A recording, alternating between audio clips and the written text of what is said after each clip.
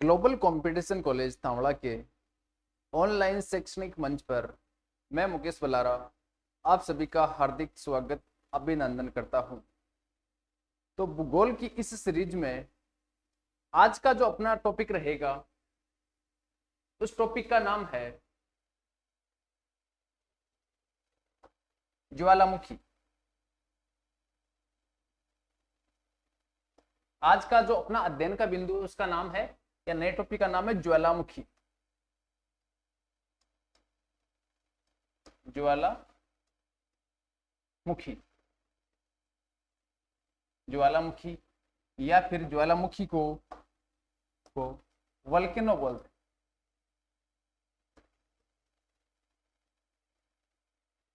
Volcano, ज्वालामुखी या volcano.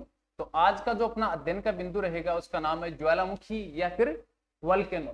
तो सबसे पहले इस चैप्टर को हम कैसे पढ़ेंगे उसके बारे में थोड़ा सी मैं आपको बता देता हूं। सबसे पहले ज्वालामुखी और ज्वालामुखी का पढ़ेंगे सामान्य परिचय। ज्वालामुखी का क्या पढ़ेंगे? सामान्य परिचय। उसके बाद में पढ़ेंगे ज्वालामुखी का ज्वालामुखी से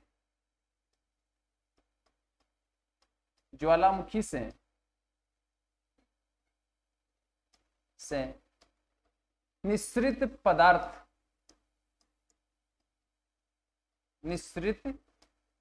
पदार्थ यानी ज्वालामुखी क्रिया के अंतर्गत धरातल के आंतरिक भाग से धरातल के बाहरी भाग पर कौन कौन से पदार्थ ज्वालामुखी क्रिया के दौरान निकलते हैं। उसके बाद में पढ़ेंगे ज्वालामुखी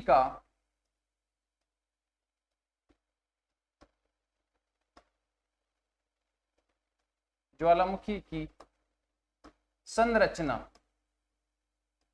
ज्वालामुखी की संरचना या ज्वालामुखी के इनको बोल सकते हैं अंग यानी कौन कौन से ऐसे अंग होते हैं जिनके माध्यम से ज्वालामुखी धरातल के आंतरिक भाग से धरातल के बाहरी सतह पर प्रकट होती है। आगे है ज्वालामुखी के प्रकार।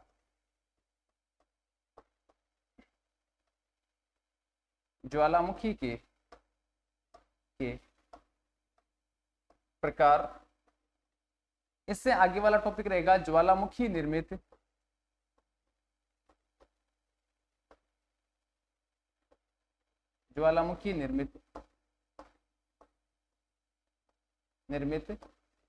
स्थलाकृतियां।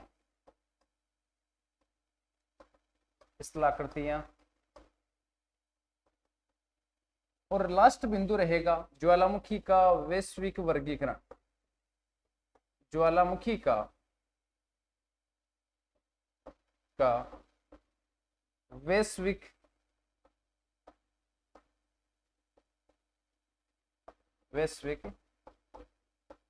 वर्गीकरण। तो इस प्रकार आज का जो अपना नया चैप्टर है उसका नाम है ज्वालामुखी और ज्वालामुखी को अंग्रेजी में बोलते हैं वल्केनो। सबसे पहले ज्वालामुखी का आज पढ़ेंगे सामान्य परिचय। उसके बाद में पढ़ेंगे नेक्स्ट क्लास में ज्वालामुखी से निश्रित पदार्थ। बाद में पढ़ेंगे ज्वालामुखी की संरचना या ज्वालामुखी के अंग। उसके बाद में पढ़ेंगे ज्वालामुखी के प्रकार, कौन कौन से प्रकार हो सकते हैं।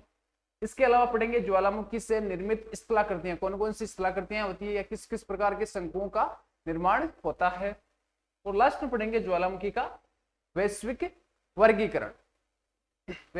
वर्गीकरण।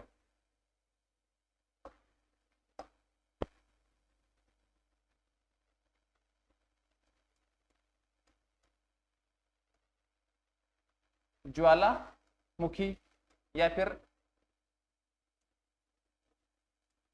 वल्केनो। ज्वालामुखी या वल्केनो। तो सबसे पहले इसके बारे में सामान्य जानकारी मैं आपको बता देता हूं। सबसे पहले देखो, एक शब्द आ रहा है ज्वालामुखी यानी एक शब्द आ रहा है ज्वाला और दूसरा आ रहा है मुख यानी जिस मुख से ज्वाला का निकलना, यानी जिस मुख के माध्यम से ज्वाला का धरातल के आंतरिक भाग से धरातल के बाहरी भाग पर निकलना, यह कहलाता है ज्वालामुखी। तो ज्वालामुखी का शाब्दिक अर्थ क्या होता है? ज्वालामुखी का शाब्दिक अर्थ है ज्वाला का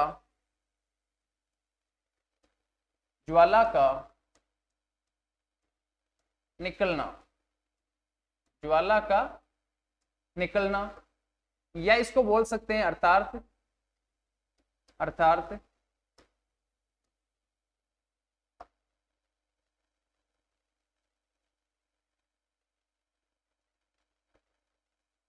अर्थात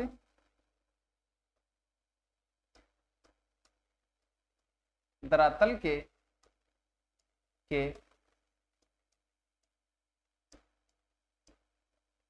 आंतरिक भाग से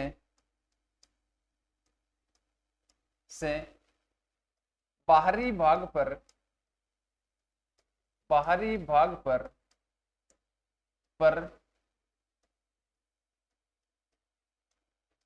ज्वाला का निकलना। धरातल के आंतरिक भाग से बाहरी भाग पर ज्वाला का निकलना, ज्वालामुखी, यानी जिस मुख से ज्वाला निकलती है उसको क्या बोलते हैं? ज्वालामुखी। तो सबसे पहले ज्वालामुखी हो गया। ज्वालामुखी को अंग्रेजी में वल्केनो बोलते हैं। इसका शाब्दिक अर्थ क्या होता है? ज्वाला का निकलना, अर्थात धरातल के आंतरिक भाग से धरातल के बाह्य भाग पर ज्वाला का निकलना ही ज्वालामुखी कहलाता है। इसके अलावा एक 2-3 शब्दावलियां हैं, उनके बारे में मैं आपको बताता हूं। सबसे पहले एक तो हो गया ज्वालामुखी। अब एक विद्वान है, उनका नाम है वर्सेस्टर। वर्सेस्टर नामक के विद्वान ने बताया है कि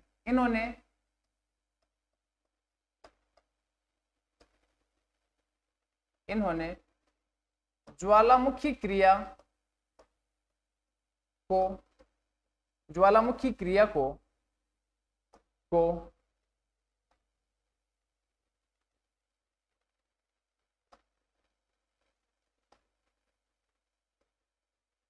वल्केनिज्म शब्द प्रयुक्त किया है। यानी सबसे पहले एक विद्वान है, उनका नाम है वर्सेस्टर। इस विद्वान ने यह बताया कि ज्वालामुखी क्रिया के लिए इन्होंने एक शब्द यूज में लिया है जिसका नाम है वल्केनिज्म। यहाँ पे वल्केनो का मतलब ज्वालामुखी होता है, लेकिन वल्केनिज्म का मतलब क्या होता है? ज्वालामुखी क्रिया। तो आपको थोड़ा सी इसके बारे में बेसिक ध्यान रखना है कि सबसे पहले वर्सेस्टर एक विद्वान का नाम है जिन्होंने ज्वालामुखी क्रिया के लिए अंग्रेजी में वल्केनिज्म शब्द का प्रयोग किया या शब्द को प्रयुक्त किया। ज्वालामुखी क्रिया यानी इस ज्वालामुखी क्रिया के स्थान पर इन्होंने यह शब्द प्रयुक्त किया।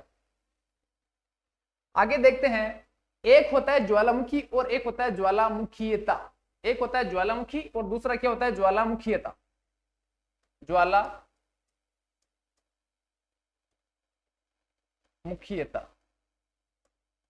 ज्वालामुखीयता।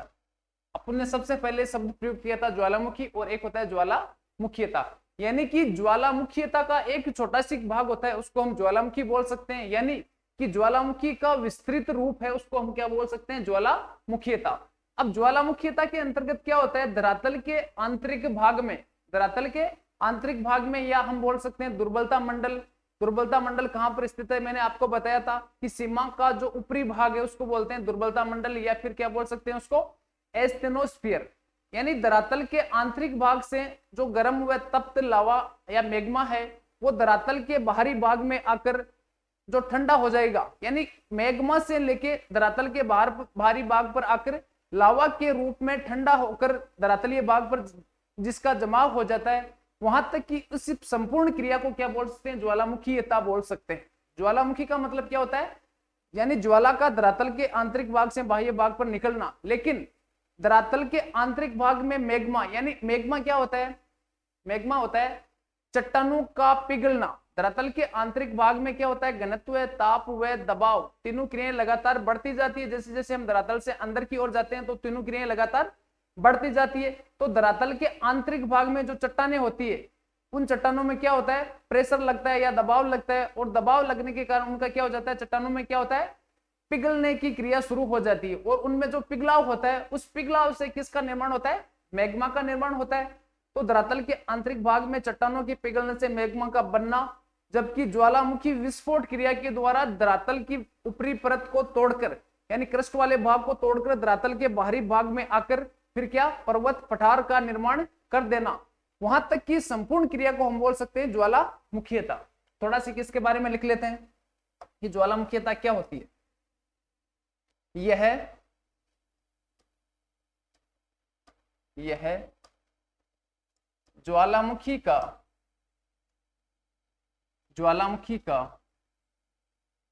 का विस्तृत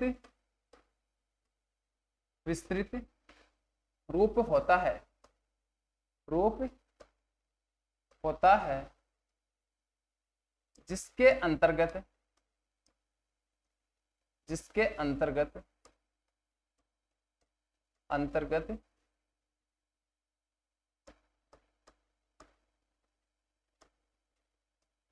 धरातलीय भाग में अर्थात दुर्बलता मंडल या एस्थेनोस्फीयर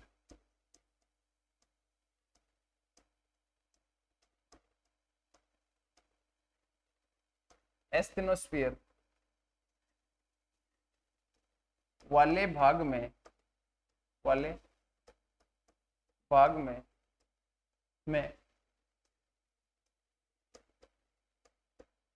चट्टानों के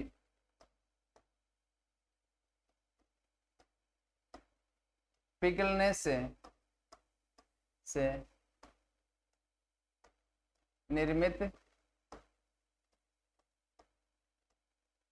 मैग्मा का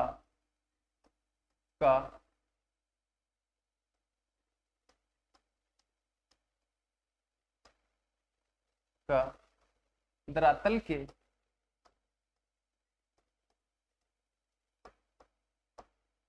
आंतरिक दबाव के कारण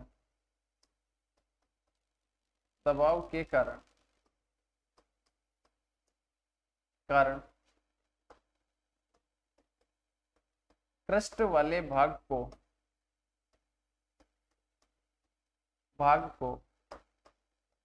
तोड़कर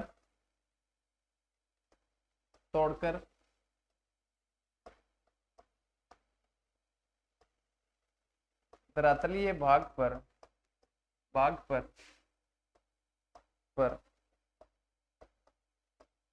लावा के रूप में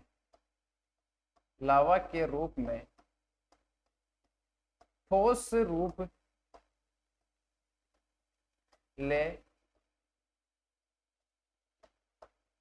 लेना ही ज्वालामुखीयता कहलाती है। यानी आपको इतना ध्यान रखना है, सबसे पहले एक ज्वालामुखी होता है, एक ज्वालामुखीयता होता है। तो ज्वालामुखीयता को हम बोल सकते हैं ज्वालामुखी एक छोटा है रूप है, लेकिन ज्वालामुखीयता उसका क्या है, विस्तृत रूप है। अब इसके अंतर्गत क्या होता है, देखो यह ज्वालामुखीयता क्या होता है, विस्तृत रूप होता है। ज्वालामुखी छोटा रूप है और ज्वालामुखीयता बड़ा रूप है, जिसके अंतर्गत क्या होता है, धरातलीय भाग अर्थात धरातल के नीचे एक मंडल पाया जाता है, उसको बोल सकते हैं दुर्बलता मंडल या फिर उसको बोल सकते हैं एस्थेनोस्फीयर। यह भाग सीमा यानी ऊपरी सीमा का ऊपरी भाग है, वहां पर पाया जाता है। और यह भाग है ना, ये इलास्टिक या फिर इसको बोल सकते हैं अर्ध तरल अवस्था में पाया जाता है, अर्ध तरल अवस्था में पाया जाता है। फिर होता क्या है, जैसे हम धरातल में ऊपर से नीचे की ओर जाते हैं तो लगातार ताप, दाब व घनत्व तीनों क्रियाएं लगातार बढ़ती जाती है। तो धरातल के आंतरिक भाग का तापमान बहुत अधिक हो जाएगा। अधिक हो जाने के कारण जो चट्टानें होती है वो चट्टानें पिघल कर तप्त मैग्मा का रूप धारण कर लेगी और धरातल का आंतरिक दाब या टेम्परेचर बहुत ज्यादा बढ़ जाएगा। तो धरातल के आंतरिक भागों में असंतुलन पैदा होने लगेगा और फिर ये गर्म व तप्त मैग्मा है ना, ये क्रस्ट वाले भाग से टकराएगा प्रेशर के द्वारा और क्रस्ट वाले भाग को तोड़कर धरातल के ऊपर आकर ठंडा हो जाएगा और ठंडा होकर क्या, लावा का रूप ले लेगा। यहां तक कि ये संपूर्ण क्रिया होती है, इस क्रिया को बोल सकते हैं हम ज्वालामुखीयता। तो ज्वालामुखीयता के बारे में आपने पढ़ लिया। अब आगे है कि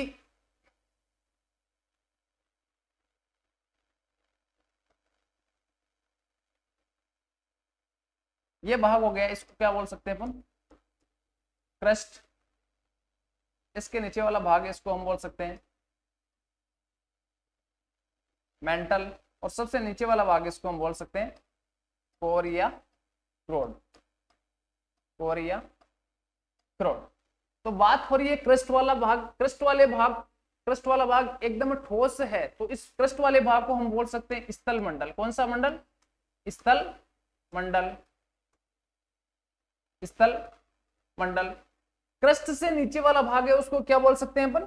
मेंटल। और मेंटल में ऐसा कौन सा भाग है? मेंटल का एक भाग है, मेंटल वाला भाग है, इस मेंटल का जो ऊपरी भाग है, मेंटल का ऊपरी भाग ये हो गया, जिसको हम बोल सकते हैं ऊपरी मेंटल। ऊपरी मेंटल। अब ये ऊपरी मेंटल किसके रूप में है? ये ऊपरी मंडल है, मेंटल का ऊपरी भाग है, इसको हम बोल सकते हैं दुर्बलता मंडल। कौन सा मंडल बोल सकते हैं? इसको बोल सकते हैं हम दुर्बलता मंडल। ये पूरा का पूरा भाग है, इसको हम बोल सकते हैं कौन सा मंडल? दुर्बलता मंडल। इसको हम बोल सकते हैं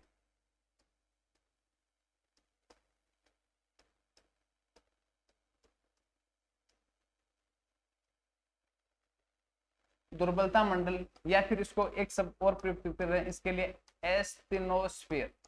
एस्टेनोस्फीयर। एस्टेनोस्फीयर। क्रस्ट मेंटल कोर बोल सकते हो। इसके अलावा सियाल, सीमा व निफे भी इसको बोल सकते हैं। तीन नाम है, सियाल, सीमा व ऊपर वाला भाग है उसको बोल सकते हैं सियाल, बीच वाला उसको सीमा, और नीचे वाला उसको बोल सकते हैं निफे। तो वहां पर सियाल सीमा बोलेंगे तो ऊपरी सीमा, और यहाँ पर बोलेंगे तो ऊपरी मेंटल। यानी मेंटल का जो ऊपरी भाग है इसकी गहराई होती है 100 से लेके 200 किलोमीटर तक। 100 से लेके 200 किलोमीटर के बीच वाला ये भाग है, इस भाग को हम बोल सकते हैं दुर्बलता मंडल, या फिर इसको बोल सकते हैं एस्टेनोस्फीयर। यानी ये कौन सी अवस्था में पाया जाता है? अर्ध तरल अवस्था में पाया जाता है। कौन सी अवस्था में पाया जाता है? अर्ध तरल अवस्था में पाया जाता है। अर्ध तरल अवस्था।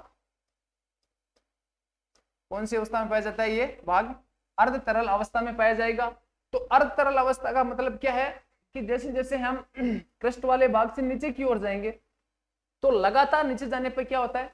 घनत्व, ताप व दाब, तीनों क्रियाएं लगातार क्या होती है? ऊपर से नीचे की ओर जाएंगे तो तीनों क्रियाएं क्या होती है? लगातार बढ़ती जाएगी। तो बढ़ेगी तो इससे क्या होगा? धरातल के नीचे अनेक प्रकार की चट्टानें पाई जाती है, और उन चट्टानों में एक प्रकार का बल लगता है, उसको बोल सकते हैं अंतर्जात बल।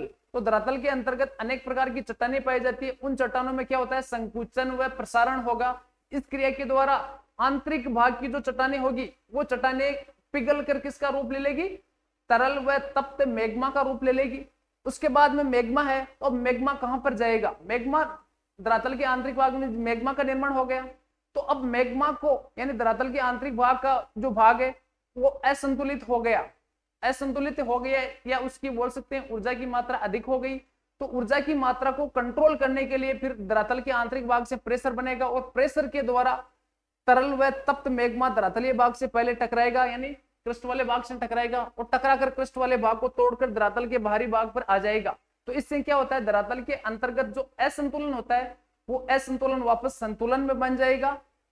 ये चीज होती है, इसको बोल सकते हैं ज्वालामुखीता। तो ये भाग हो गया, ये भाग इसको बोल सकते हैं दुर्बलता मंडल, एस्टेनोस्फीयर, या इसको बोल सकते हैं अर्ध तरल अवस्था में। अब ये भाग है तो यहां से इसको क्या बोल सकते हैं? ज्वालामुखी का उद्गम, ज्वालामुखी का उद्गार या ज्वालामुखी का उद्गम केंद्र। इस प्रकार हो गया है ये। तो इसको क्या बोल सकते हैं हम? ज्वालामुखी पाइप, ज्वालामुखी पाइप बोल सकते हैं। और ये क्या हो गया? ज्वालामुखी का यानी मैग्मा का भंडार। ये पूरा का पूरा क्या हो गया? मैग्मा भंडार, मैग्मा भंडार। ये मैग्मा भंडार हो गया। अब मैग्मा भंडार के द्वारा क्या होता है? धरातल के आंतरिक भाग से अनेक प्रकार के बल लगते हैं, और बल के द्वारा ये तरल व तप्त मैग्मा धरातल के बाहरी भाग इस भाग से टकराएगा। यानी इस भाग से पहले क्या होगा? सबसे पहले इस भाग से टकराएगा, और टकराने के बाद में नीचे से लगातार प्रेशर बढ़ता जाएगा। तो ये धरातल के बाहरी रूप में इस प्रकार आ जाएगा, धरातल के बाहरी रूप में इस प्रकार आ जाएगा। और फिर क्या करेगा? जैसे जैसे इसकी ऊंचाई बढ़ेगी, ऊंचाई बढ़ने के कारण ये एक पर्वत का रूप ले लेगा, ये मैग्मा इस प्रकार।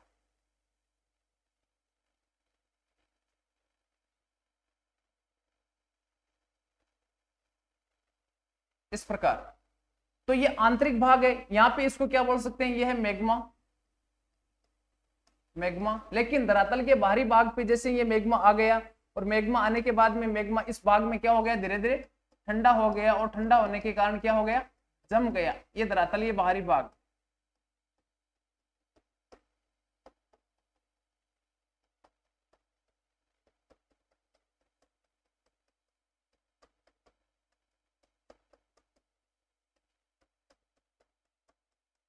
ये धरातल का बाहरी भाग है। यहाँ पर इसको क्या बोलेंगे, इसको क्या बोलेंगे, लावा। यानी लावा हमेशा धरातलीय भाग पर धरातलीय भाग के संपर्क में आएगा तो ये क्या हो जाएगा, ठंडा हो जाएगा। तो ठंडा होने के बाद में उसको लावा बोलते हैं, और गर्म होता है उसको क्या बोलते हैं, मैग्मा। तो ये क्रस्ट वाला भाग है, इसको बोलते हैं स्थलमंडल, या ये धरातलीय भाग है। ये धरातलीय भाग के बाहर अनेक प्रकार की स्थलाकृतियों का निर्माण कर देते हैं। इस कारण ज्वालामुखी धरातल के आंतरिक भाग में जो कंट्रोल होता है, धरातल के आंतरिक भाग में जो भी असंतुलन होता है, उस असंतुलन को वापस संतुलन की अवस्था में लाने के कारण ज्वालामुखी विस्फोट देखे जा सकते हैं, देखे जा सकते हैं। इस प्रकार ये हो गया।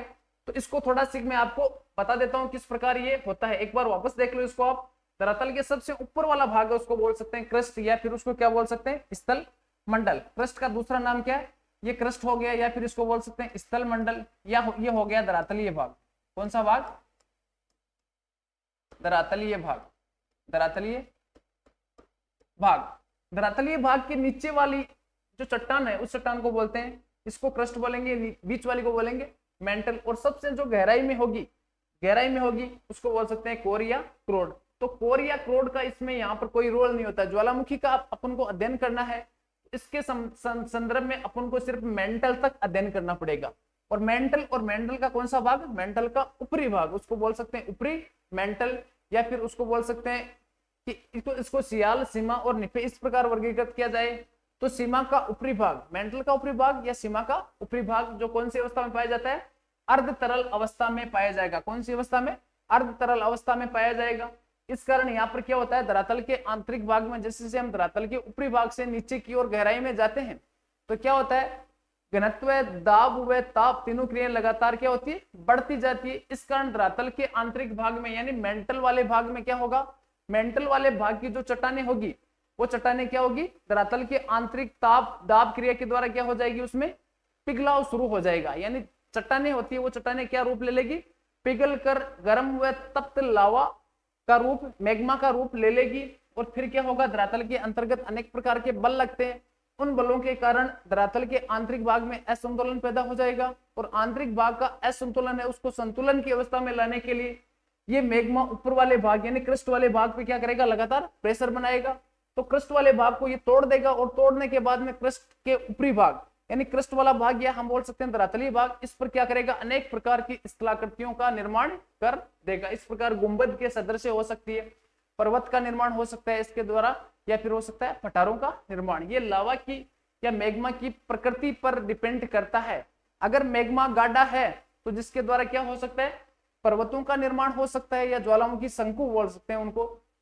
अगर लावा पतला है तो जिसके द्वारा ज्वालामुखी पठारों का निर्माण हो सकता है, क्योंकि पतला लावा होता है वो बहुत अधिक दूर तक विस्तृत फैल जाएगा, और गाढ़ा लावा होगा वो अपने स्थान पे जाएगा और ठंडा होकर अपना एक विशालतम रूप ले लेगा और एक स्पेशल आकृति बन जाएगी, उसको बोल सकते हैं हम ज्वालामुखी शंकु। तो ये तीन प्रकार की चीजें हो गई। अब इसके अलावा थोड़ा सी किसको मैं आपको लिख के बता देता हूं कि ज्वालामुखी देखो धरातल के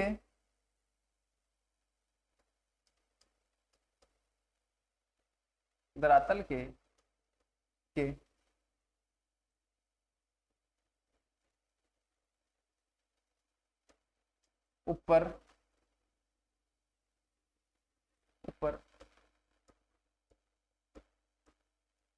निर्मित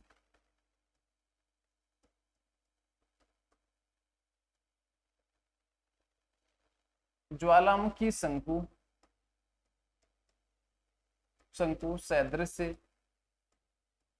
सदृश आकृतियां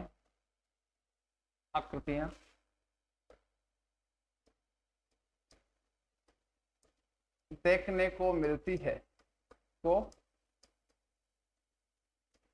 है। इस प्रकार की स्थलाकृतियों के लिए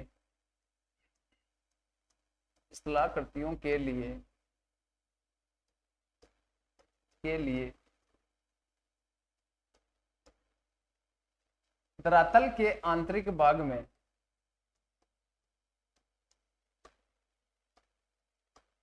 आंतरिक भाग में स्थित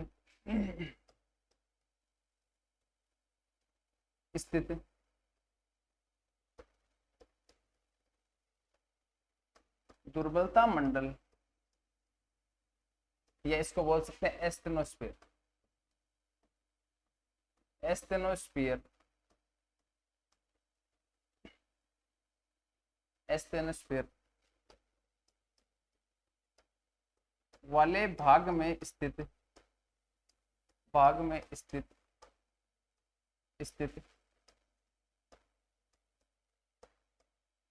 चट्टानों के पिघलने के कारण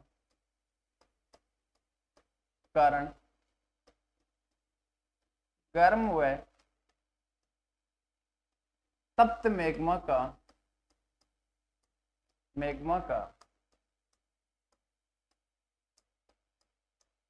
निर्माण होता है।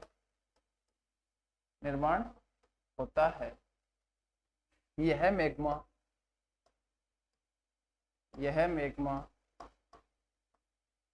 मैग्मा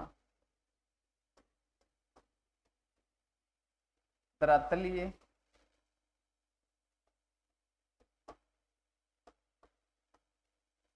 आंतरिक भाग को असंतुलित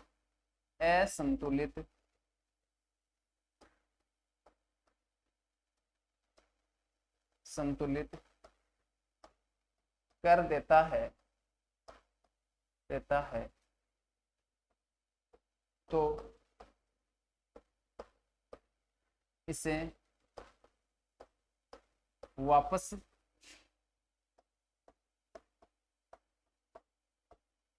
संतुलन की स्थिति में लाने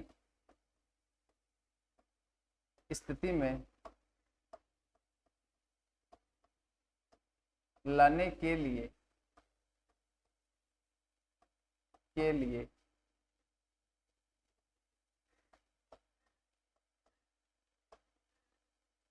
धरातलीय भाग, या इसको बोल सकते हैं अपन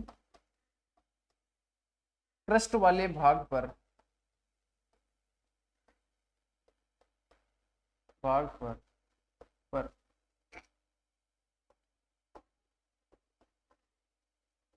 दबाव क्रिया के द्वारा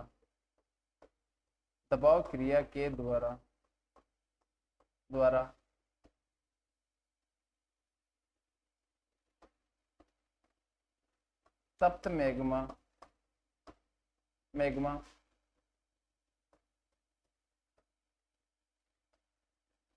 धरातलीय भाग पर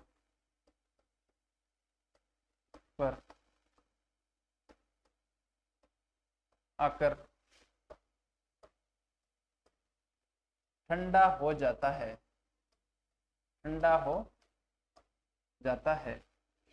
एवं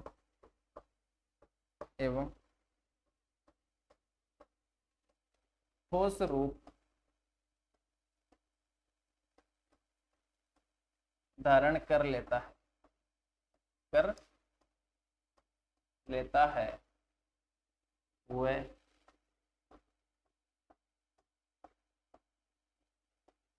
इससे निर्मित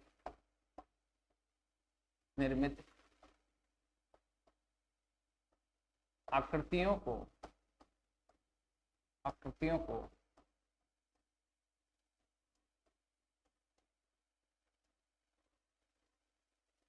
ज्वालामुखी शंकु या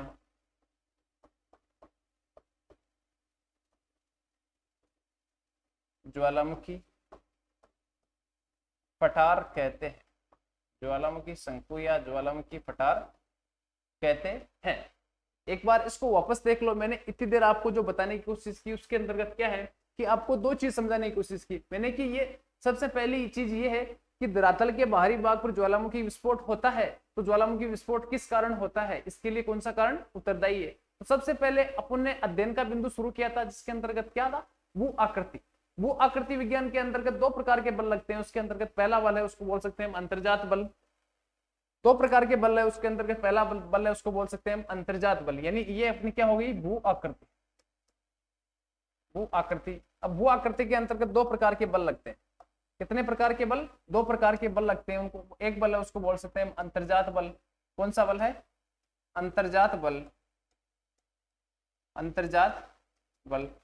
और दूसरा बल उसको हो गया उसको बोलते हैं बहिर्जात बल, बहिर्जात बल। अब अंतर्जात बल के अंतर्गत क्या क्या आता है? अंतर्जात बल के अंतर्गत सबसे पहले आता है भूकंप विज्ञान, और दूसरा आता है उसको बोल सकते हैं ज्वालामुखी विज्ञान, ज्वालामुखी। आपको मैंने जब भूकंप वाला चैप्टर शुरू किया तब इसके बारे में बताया। बहिर्जात बल है, इसके अंतर्गत आता है एक तो अपक्षय आता है और दूसरा क्या आता है? अपर्दन आता है। अपक्षय व अपर्दन। तो ये बहिर्जात बल है, ये बाहरी भाग पे लगते हैं, ये आंतरिक भाग पे लगते हैं। तो सबसे पहले भूकंप के बारे में अपन ने इससे पहली वाली क्लास में डिटेल से इनके बारे में पढ़ लिया। अब आज का जो अपना बिंदु है क्या है? ज्वालामुखी। तो ज्वालामुखी भू आकृति पे लगने वाला एक अंतर्जात व आकस्मिक बल है, अंतर्जात व आकस्मिक बल है, जो धरातल के आंतरिक भाग में क्या होता है? अनेक प्रकार की चट्टानें होती है, तो आंतरिक भाग में लगने वाला बल देखो, एक तो होता है अल्पकालीन व अकस्मात, आकस्मिक। अल्पकालीन व आकस्मिक एक बल अंतर्जात बल है, आकस्मिक अंतर्जात बल है, आकस्मिक अंतर्जात बल है, जिसके द्वारा हमें यह पता लगता है कि कौन सा भाग ठोस है व कौन सा भाग तरल अवस्था में पाया जाता है। ठोस व तरल के बारे में जानकारी हमें इसके द्वारा मिलती है। मैंने आपको पृथ्वी की आंतरिक संरचना बताई थी, वहां पर भी मैंने बताए थे एक प्रकार के साधन थे, उनको बोला था अप्रत्यक्ष स्रोत, और दूसरे कौन से थे? प्रत्यक्ष स्रोत। तो प्रत्यक्ष के अंतर्गत मैंने ज्वालामुखी व भूकंप बताया था आपको, ज्वालामुखी और भूकंप बताया था। तो भूकंप के बारे में हमने पढ़ लिया, और आज का जो अपना टॉपिक चल रहा है उसका नाम क्या है? ज्वालामुखी, ज्वालामुखी।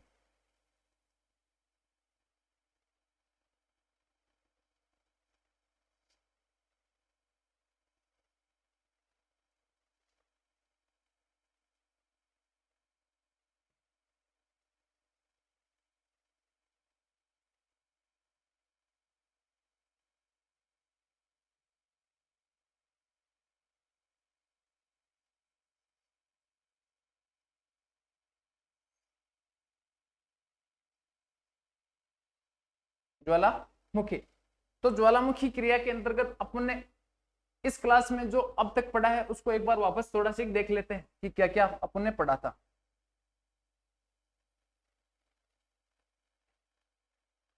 अपना टॉपिक आज अपने शुरू किया था ज्वालामुखी है, इसको बोल सकते हैं अंग्रेजी में क्या बोल सकते हैं? वोल्केनो। तो आज का जो अपना बिंदु है ज्वालामुखी का क्या है? सामान्य परिचय। ज्वालामुखी का सामान्य परिचय। ज्वालामुखी के सामान्य परिचय के अंतर्गत सामने सबसे पहले पढ़ा कि एक शब्द होता है ज्वालामुखी।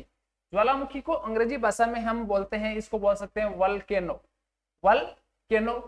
अब ज्वालामुखी का शाब्दिक अर्थ क्या होता है? ज्वाला का निकलना, यानी ज्वाला और मुख दो शब्द आ रहे हैं, एक ज्वाला है दूसरा क्या है? मुख, यानी मुख से ज्वाला का निकलना, मुख से ज्वाला या आग का निकलना, यही कहलाता है ज्वालामुखी। उसके बाद भी मैंने लिखा कि अर्थात इसका अर्थ क्या होता है? धरातल के आंतरिक भाग से धरातल के बाहरी भाग पर ज्वाला या आग का निकलना क्या कहलाता है? ज्वालामुखी कहलाता है।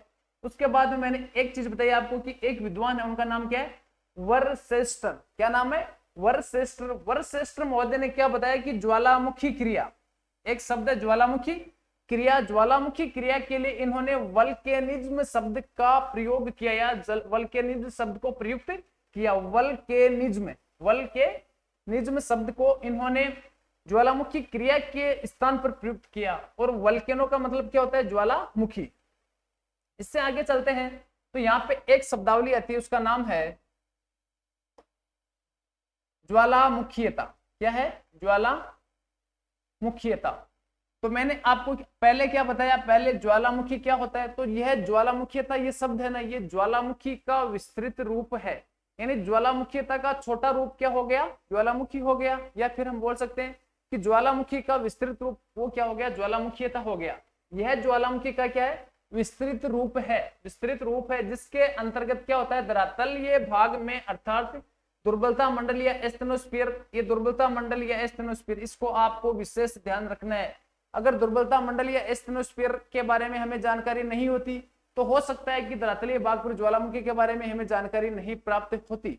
ज्वालामुखी के बारे में हमें जानकारी प्राप्त नहीं होती। इसलिए ज्वालामुखी टॉपिक है तो ज्वालामुखी को समझने से पहले यह पता होना चाहिए कि ज्वालामुखी के अंतर्गत जो गर्म व तप्त मैग्मा या लावा है वो कहां से आता है, या धरातल के कौन से भाग से आता है, कितनी गहराई से आता है। इसके लिए दुर्बलता मंडल या एस्टेनोस्फीयर वाला भाग है, क्या इसको बोल सकते हैं कि मेंटल का ऊपरी भाग या फिर सीमा का ऊपरी भाग वाले भाग की चट्टानों में पिघलने से निर्मित, देखो चट्टाने हैं और चट्टानों में क्या हो रही है, पिघलने की कंडीशन बन रही है, लगातार प्रेशर हो रहा है, लगातार ऊपरी भाग से नीचे की ओर जाते हैं तो क्या होता है, घनत्व, ताप व दाब तीनों क्रियाएं लगातार बढ़ेगी। तो बढ़ने से क्या होगा, चट्टानों का टेम्परेचर बहुत अधिक हो जाएगा और एक ऐसी स्थिति आएगी जहां पर चट्टाने क्या हो जाएगी, पिघलाव की अवस्था में हो जाएगी, पिघलाव की अवस्था में हो जाएगी। तो इससे निर्मित मैग्मा धरातल के आंतरिक दबाव के कारण क्रस्ट वाले भाग को तोड़कर धरातलीय भाग पर लावा के रूप में ठोस हो जाएगा। गर्म रहेगा तब तक उसको क्या बोलेंगे, तप्त मैग्मा होगा, जबकि धरातलीय भाग में ठंडा होगा, ठंडा होने के बाद में उसको लावा शब्द प्रयुक्त उसके लिए हम कर सकते हैं। फिर मैंने एक चित्र के माध्यम से आपको बताने की कोशिश की कि ये सबसे बाहरी भाग है, ये भाग कौन सा है, सबसे बाहरी भाग, ये भाग कौन सा हो गया, सबसे बाहरी भाग। ये इसको हम बोल सकते हैं क्रस्ट वाला भाग, या इसको बोल सकते हैं स्थल मंडल या फिर धरातलीय भाग। ये पूर्णतया ठोस अवस्था में पाया जाता है। कौन सी अवस्था में पाया जाता है, ठोस अवस्था में पाया जाता है। जबकि इससे नीचे वाला भाग है उसको हम बोल सकते हैं मेंटल वाला भाग, जबकि मेंटल वाला भाग कौन सी अवस्था में पाया जाएगा, अर्ध तरल अवस्था में पाया जाएगा। तो मेंटल का जो ऊपरी भाग है उसको क्या बोल सकते हैं, ऊपरी मेंटल को दुर्बलता मंडल या एस्टेनोस्फीयर। इसकी मोटाई कितनी हो सकती है, 100 से लेके 200 किलोमीटर के बीच इसकी मोटाई हो सकती है। इसको क्या बोल सकते हैं, मैग्मा भंडार। 100 से लेके 200 किलोमीटर के बीच वाला भाग इसको क्या बोल सकते हैं, मैग्मा भंडार। अब मैग्मा भंडार वाला भाग है तो यहाँ पर चट्टानों में क्या हो जाएगा, असंतुलन पैदा हो जाएगा और असंतुलन के कारण क्या होगा, ये चट्टानें पिघल जाएगी और पिघल के लावा का रूप ले लेगी। तो इससे क्या होगा, धरातल का आंतरिक भाग है ये असंतुलित हो जाएगा। ये क्या हो जाएगा, असंतुलित हो जाएगा। या आंतरिक भाग में जो अतिरिक्त ऊर्जा हो जाएगी, आंतरिक भाग की अतिरिक्त ऊर्जा हो जाएगी, यह ऊर्जा धरातल के बाहरी भाग पे प्रेशर लगाएगी और प्रेशर लगाने से क्रस्ट वाले भाग को क्या कर देगी, ये तोड़ देगी। और तोड़ने के बाद में क्रस्ट के ऊपर वाला भाग या धरातलीय भाग है वहां पर अनेक प्रकार की स्थलाकृतियों का निर्माण कर देगी, जिनको हम बोल सकते हैं ज्वालामुखी शंकु या फिर हो सकते हैं ज्वालामुखी पठार। इस प्रकार की अनेक प्रकार की स्थलाकृतियों का क्या कर देगी, निर्माण कर देगी। तो ज्वालामुखी है, ज्वालामुखी को बोलते हैं पृथ्वी का सुरक्षा कवच। क्या बोल सकते हैं, पृथ्वी का सुरक्षा कवच। अब सुरक्षा कवच का मतलब क्या होगा कि आंतरिक भाग है, आंतरिक भाग में अतिरिक्त ऊर्जा हो जाएगी तो वो अतिरिक्त ऊर्जा आंतरिक भाग से प्रेशर लगेगा और प्रेशर के द्वारा धरातल के बाहरी भाग या क्रस्ट वाला भाग है उस भाग को तोड़ने के बाद में धरातलीय भाग पे आएगी। तो आंतरिक भाग की अतिरिक्त ऊर्जा है वो धरातल के बाहरी भाग पे आ जाएगी, इसलिए इसको बोल सकते हैं पृथ्वी का क्या बोल सकते हैं, सुरक्षा कवच। यहां पर लिख लो नोट।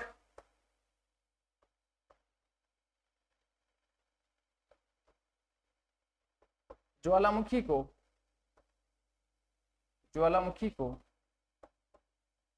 पृथ्वी